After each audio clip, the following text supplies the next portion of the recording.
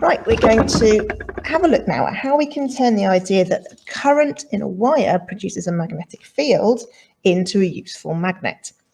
So we're going to test the strength of the magnet that we make by seeing how many paper clips it can pick up. And we saw earlier on that the individual straight wire that we had a very weak magnetic field. So we're going to need to try to make this a stronger magnetic field. Now, one way we can do that is by taking the wire, and instead of stretching it over a long area, we can wrap it around into loops and wrap it around something. And that means that our wire is going to be over a shorter area. So it concentrates that magnetic field and makes it stronger. So if I take my wire, I could just make a cylinder with it. But that still wouldn't be very strong.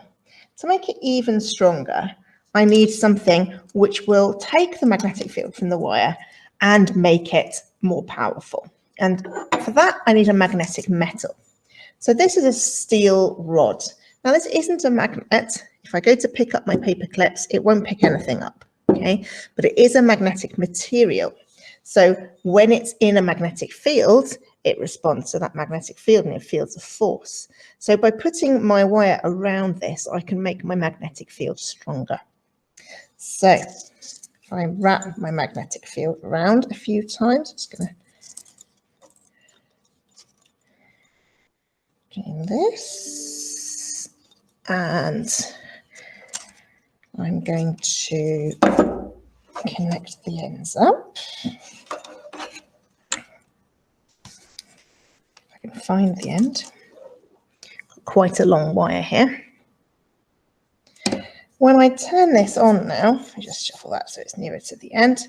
When I turn on my current, I should find that the steel will pick up the paper clips. Okay, so it is now a magnet. It's an electromagnet. If I turn the current off, it will drop the paper clips. It's only magnetic when the current is flowing through the wire. So we're going to see what kind of effect this number of turns makes. So we're going to do a table of results, which annoyingly I think is going to be mirrored, because I think this camera is, this camera is mirroring.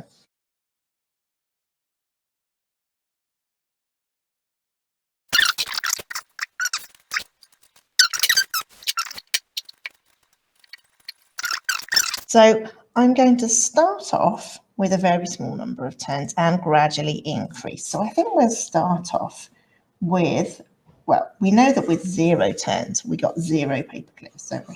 So we can put that in. Let's see what happens with 5 turns. So I'm going to take off a lot of this, and I'm going to say, right, 1, 2, 3, 4, 5. I'm going to bring those here. Okay, so there's my 5 turns on the clip. See how many we can pick up. Okay, so will it pick up 1 paper clip on its own? Yes. Can it pick up 2 paper clips?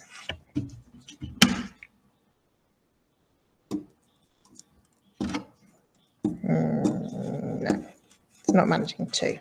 So it can manage 1, but it can't manage 2. So 5 turns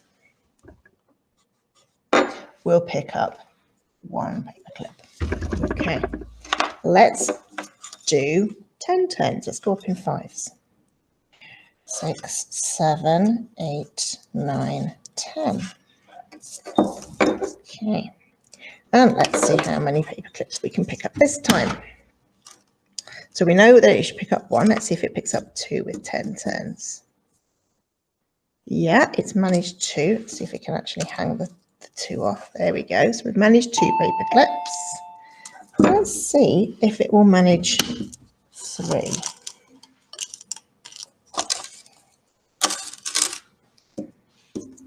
Let's put 3 together.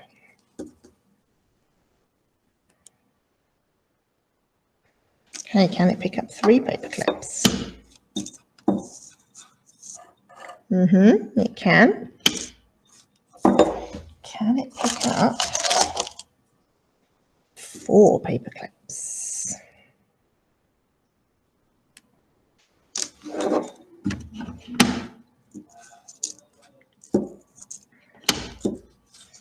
Doesn't look like it, does it? Let's try it.